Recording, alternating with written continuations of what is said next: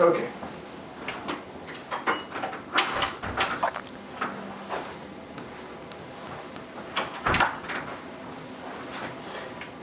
All right, so let's see, where do we stop? I'm going to repeat. I'm going to do the six-step sales process. You want to turn it on? Yep. What's that? You want to turn it on? It's already. You do that to me all the time. Okay, so we're going to talk about the six-step sales process, but it's more than just a sales process. Okay, It's a. Hold on.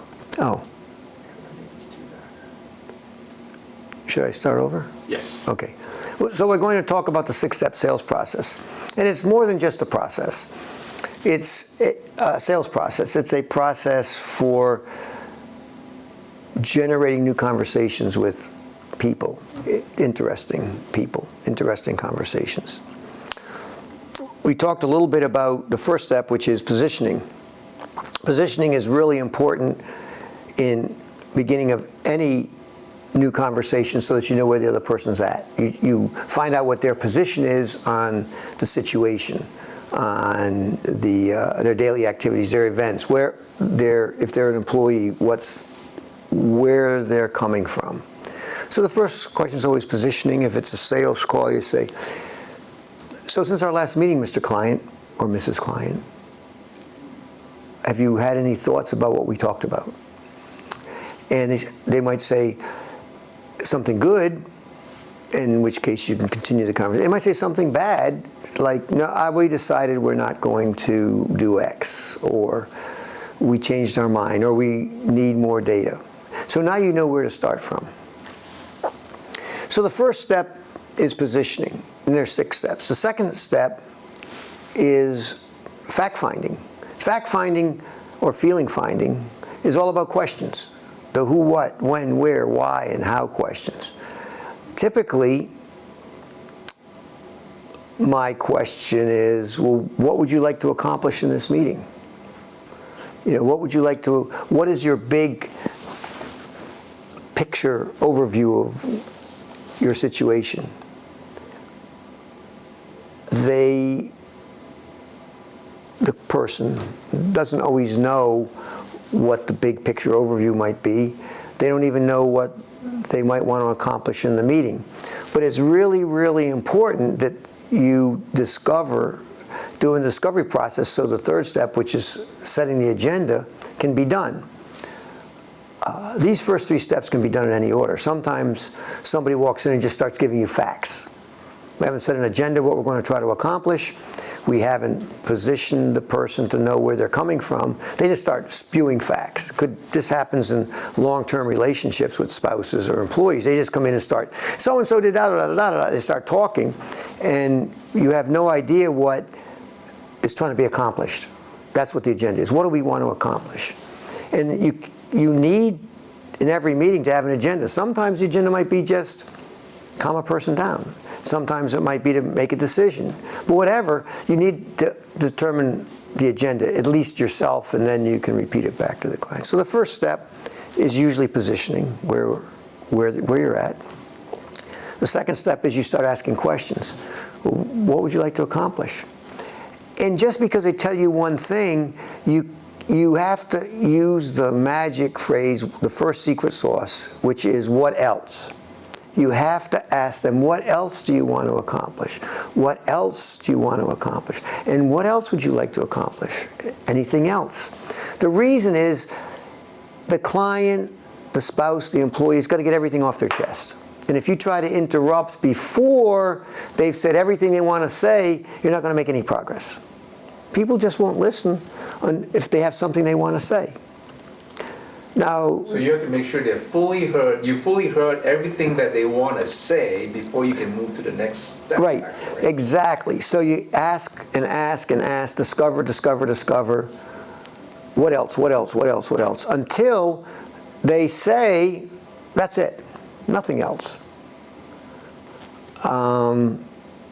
This is very important in relationships with spouses. Really important to make sure everything's out on the table. What else? And the problem with spouses is you'll get 3 or 4 more steps in, and they'll come back and they'll add another what else. So, so it's yeah. So anyway, you get everything on the table. Now you can determine an agenda. What are we going to accomplish with this time together? Sometimes it's just listening, honestly. It's just, okay, they just wanted to spout off. They just wanted to relieve some tension. They just wanted somebody to hear them. They just wanted to let them know, if it's a client, they just want to let you know that they were upset, but they got it off their chest and now they're okay. But you have to listen to everything before you can determine what the agenda is. And don't try to determine the agenda until you get all the facts. Now, for a formal meeting, you can come in with an agenda, say this is going to be our agenda, we're going to figure out how to maximize the quality of our time on this coming vacation, or the workload for our team. And so you can state the agenda, and then you can start to get the facts. But in most normal, non-professional relationships, you're going to get the facts first, and then you have to have an agenda. Don't have a meeting, don't have a relationship without having an agenda. And I'm not saying that this is your agenda is bad. The agenda might be to make the other person really happy. You know, I'm going to focus on making this person really comfortable, really feel good when they leave this meeting. That's an agenda, but you don't know a lot of times when you get into a meeting what the agenda is going to be until you've got some facts, until you've got some data, until you've done some discovery. So once you've got the agenda, generally, you can state what the agenda is. So let's figure out together, let's brainstorm how we can adjust this issue, how we can fix this problem, how I can support your need here. So let's brainstorm so that this time together is valuable, whatever. And that's our agenda. So and you state the agenda, and if the other person says yes, then what I suggest is that if you're really good, and a lot of times it takes experience to do this, you say, can I tell you a story? Oh, I'm great at telling my wife stories and my clients. They say, sure. Everybody says, sure, you can tell me a story. And the reason you tell stories, instead of saying, well, here's how we're going to fix this, hon, or the client, yes, I know exactly what we need to do, is that you're taking a big risk that your solution will only be 99% right and not 100%. If it's 99% right, people are going to focus, especially spouses, on the 1% that's not right. And clients will too. Right. But if you tell a story that's similar, can I tell you a story that's similar to this situation? Then people focus on listening to the story and trying to figure out how the story will solve their problem. Now they're on the same side as you to solve the issue and not fight you. I can't tell you how many times I've been with clients or spouses and I come up with the fix and I get pushed back on 2% of the problem, not the 98% that's right. But if I tell my wife, well, let's hypothesize here, hon, to my wife. Let's take a hypothetical situation. Suppose we're going to move. Well, suppose we found a house that was X and Y and Z, and then how would that sound? Not we need a house that's got X and Y and Z.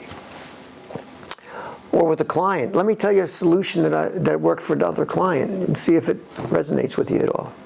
Is that okay? And you ask to tell a story because you always want to get permission from everybody because you're the leader. You can say, well, here's what we're going to do. You can tell the client, here's what we're going to do. But if you say, can I tell you a story? How does that sound? You're more likely to get buy-in, just by a factor of 10. Because now they're in charge, not you in charge. So you tell them a story. You tell a story, or you hypothesize a solution And then after you've told the story, then the second secret sauce. Remember, the first secret sauce is the what else's, so you get everything out on the table. The second secret sauce is you pause. And you wait. And you don't say anything. You wait for a buying signal. And people will say something, if it's a buying signal, something like, hey, that sounds like a really good idea. Let's explore that further. Do you think I can do that? Some kind of positive reinforcement of the story. With wives, this works really good. And I say wives, it works good with husbands too, if you're a spouse, if you're female. And my wife uses this on me all the time. She'll come up with a hypothesis, and because it's a hypothesis, because it's a proposal, we're okay to say no. We're okay to comment. We're okay to object. And the big problem, if you make a definitive statement, a declarative statement, is that objections sound like you're in an argument. And most of the time, not argument. It's not an argumentative situation. It's just a discovery process to figure out what the best solution is. It could be where the kids go to school. If it's an employee, it could be what the hours should be to work on a project, or how many people need to be working on the project. And it's just a discussion to figure out what the best solution is. But as the leader, you have to stay in an open position, because ultimately the decision is going to be yours. But you have to stay in an open position where you're listening. So you pause and you wait. Now, if you get a really bad negative, that is such a ridiculous idea. What has happened is you haven't gotten the facts, and you haven't done the right agenda. Because if you've hit their hot button, if you've given them a solution to what is really concerning to them, then they're going to discuss it with you. What you've probably done is you haven't figured out what their heartbeat is in the discovery process and the agenda process, and you went down a path that means nothing to them. You've got an objection because you didn't present a solution that they're comfortable with. You didn't hear in the beginning what the problem was. People say, well, I'm going to teach you how to answer objections. And I said, if you have to learn how to answer objections, you haven't done your discovery process right. Because there's never objections if you've done the discovery process and have given somebody what they want. How are they going to object? They're afraid to tell you that they really want to spend your bonus on a piece of jewelry. Let's say it's a wife wants to spend the bonus on a piece of jewelry, and and you didn't discover that. So when you get around to we're going to buy a new car, which is her second choice, she's not all that happy because she really wants to buy a piece of jewelry.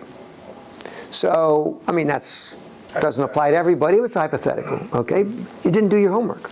I know, because I've had this problem. She wants a car. She also wants a piece of jewelry. So it's okay. Everybody's different. It's not wrong to have a discussion about whether we should buy a car or a piece of jewelry. Maybe the car is the right decision, but you got to find out what she really wants before you can go down that path. So now, if the pause and she or your client or your employee buys in to the hypothetical, to the story, by giving you a positive reinforcing comment, then you go quickly to summary. Very important that you summarize. This is probably the second most important part besides getting the facts.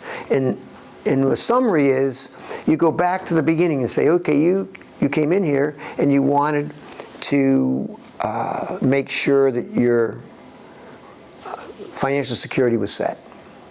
And I asked you a bunch of questions about X, Y, and Z, and you decided X and Y were really important. And so I told you a story about how X and Y were fixed for a similar situation. And they're nodding all this time. And then you indicated that you wanted to actually see how the solution would impact your personal situation, and so you want to come back and look and get a financial plan to see how this X and Y would interact with your situation. And they're nodding the whole time. Yes, yes, yes, yes, yes. It's sort of like the reflective listening that we talked about in the prior meeting, in that you want to get them to agree that, yes, this is what I want. And by you repeating it back to them, they know that you know, and they really are really comfortable. It may not be what you're going to end up implementing with the employee or the spouse or the client, but you understand where they're at this point in time, and they know that. And then they get a yes. And when they get the final yes, then you do what I call an open. You never do closes with a client, so obviously you never do a close with your wife. You're always doing opens. You never do closes. Always be closing is a really bad no. Always be opening. Always be opening up relationships. Always be, so you open up and you say, okay, well, let's get together tomorrow morning and go look at, Saturday morning and go look at cars, or go look at jewelry. Or let's get together next week and I'll have the plan for you. Or let's get together, Mr. Employee, on Tuesday and we'll look at your suggestion for how we're going to manage this project. How does that sound? And they'll say fine.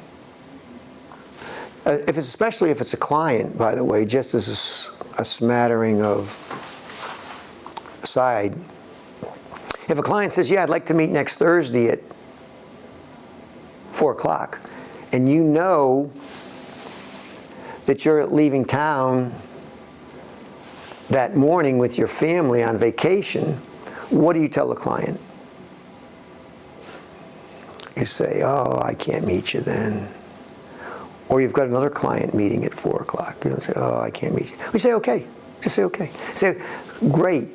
I'll put it on my calendar for 4 o'clock and I'll get in touch with you. And we'll talk, we'll confirm it. Oh, really? Really. Because the worst thing you can do is make your wife or your client or your children or your employee not feel that they're really important. You just say, yeah, we'll meet. You tell the employee, yeah, we'll meet next Thursday at 3.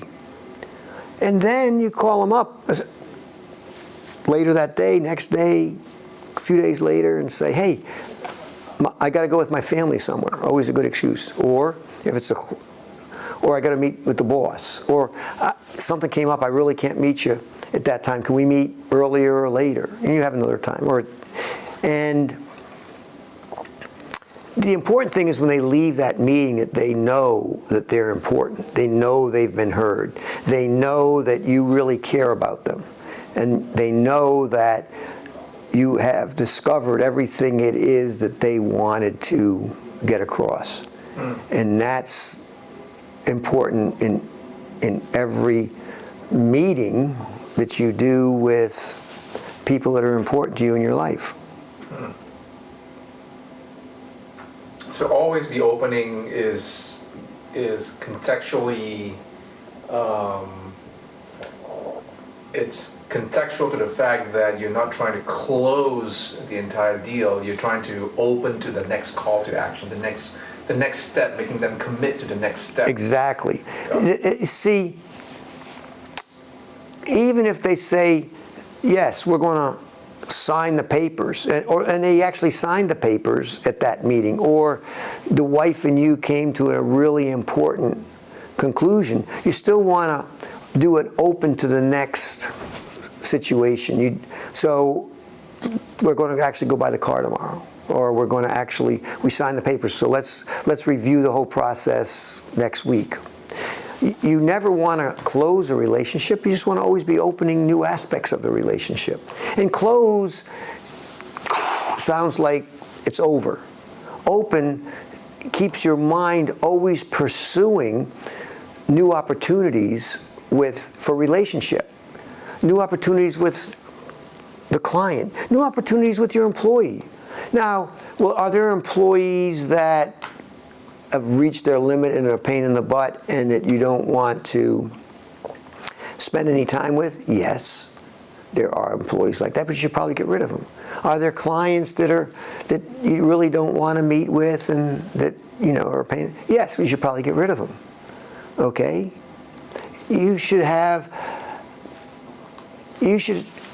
relationships with your people that you interact with on a daily basis that you enjoy. Now, will they have idiosyncrasies? Will they have quirks that are uncomfortable? Sure. But if you're a mature enough person, you're not going to let their quirks interfere with what's good about them and why you enjoy being with them. I've got some people I have very, very, very little in common with, but there is something I have in common with, and I enjoy that, whatever that is. I enjoy that piece of the relationship. And so we will emphasize that in our time together. There are other people I have a lot in common with, and we can enjoy whole bunches of aspects of our relationship. So I'd like to be with that person more often and with more of a variety of activities than this person. But I don't think about this person having this characteristic I don't like and that characteristic I don't like and that characteristic. I think about they have this characteristic I do like. And consequently that's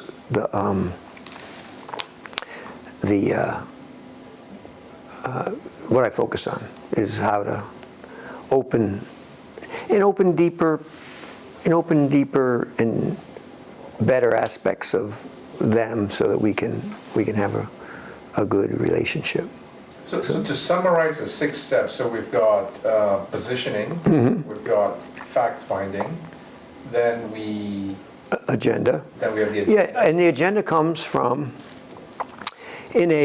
most situations, it comes from what the fact finder told you.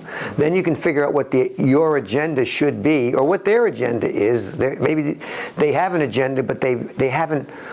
90% of the time, people you deal with, they have an agenda, but they haven't formalized it in their head. So they do. There's something they're trying to accomplish. Sometimes it's just spout off. Sometimes it's to convince you to do something with them. Whatever. But you have to know that agenda and figure it out and then speak it out and say, so what we would like to do is X. And then you have the solution.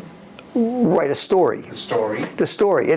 Don't say the solution because you don't want to think about it as you're coming up with the solution, because they have to come up with the solution. If you give them an example of a solution, a story, then they will come up with the solution. And since it's their idea, whether it's an employee or your wife, if it's their idea, it's probably going to fly. It's your idea, probably won't fly. So after that, step 4 is the story, and right. Step 5 is the summary? Summary, correct. And that's extremely important. It doesn't take long, but you need to go through all the steps to make sure that you really, really understand it. Because what happens is you go through all the steps, and you've done everything 100% correct, but by listening to you, the person changes their mind for something better, or they learn something, or they discover something in the process, and it changes. It's not that you did anything wrong, you did everything right, and that's why it changed. But now you're able to actually give a better solution. We started out, the agenda was they wanted to do X. They wanted to get this guy fired, let's say. It's an employee. And then after going through all the process, they discover, oh my gosh,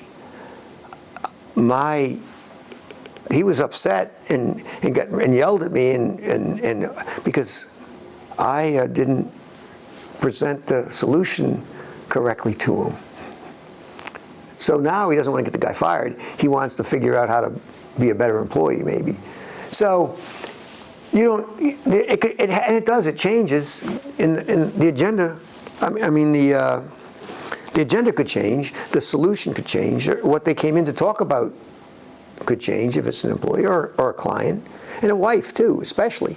Once your logic enters it enters into the conversation, it will change, no question. So you can't get frustrated that the agenda that you said we were going to try to accomplish changes down here after she hears a story and you summarize it, and then she goes back and says, yeah, we really should go to our parents for Thanksgiving.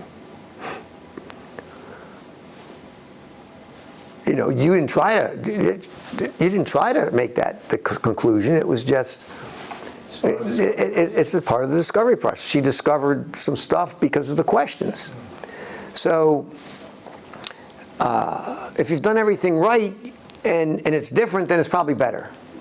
It surely won't be worse. Hardly ever would be worse, because there's more data, there's more information, there's more understanding in the situation. So it's very important to do the summary, because that's where the solution changes, or where the story changes, or where the agenda changes.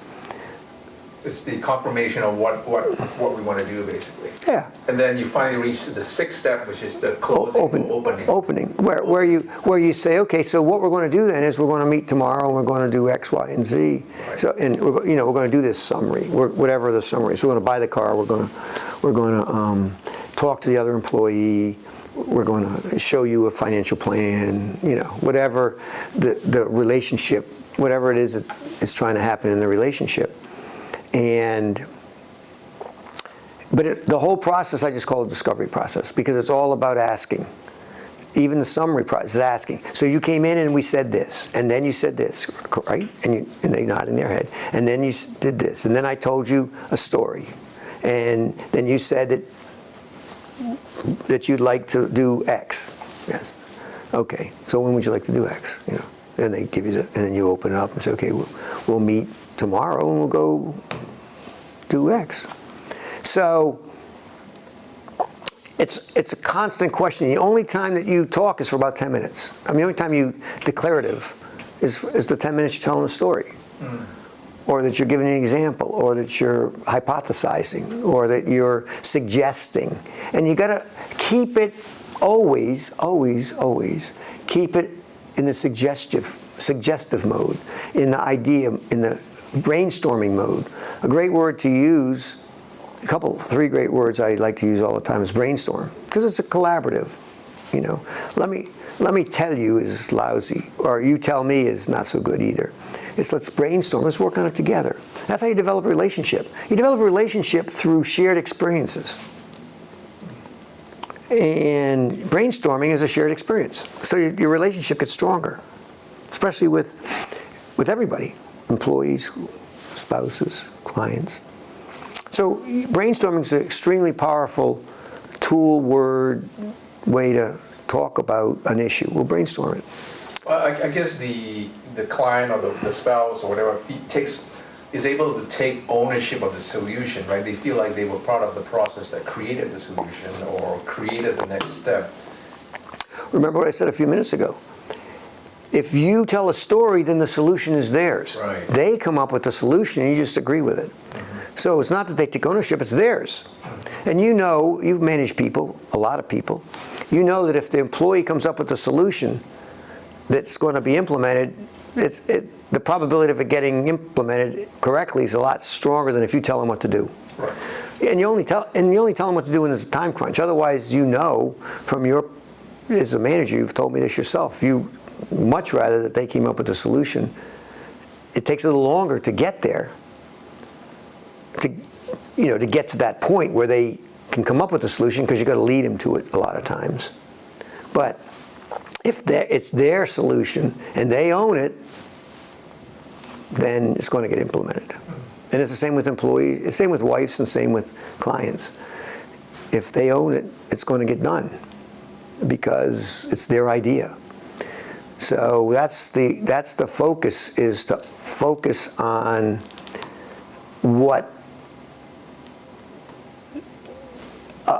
focus on how they can come to the conclusion.